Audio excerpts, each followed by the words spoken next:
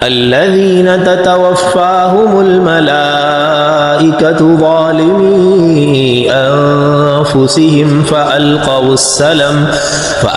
السلم ما كنا نعمل من سوء بلى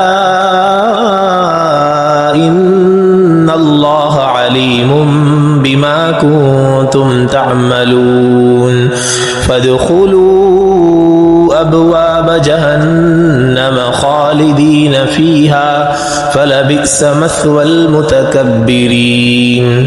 جن کافروں کی روحیں فرشتے اس حالت میں قبض کریں گے جبکہ یہ لوگ کفر کر کے اپنے آپ پر ظلم کر رہے ہوں۔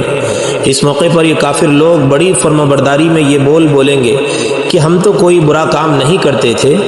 ان سے کہا جائے گا کہ کیسے نہیں کرتے تھے؟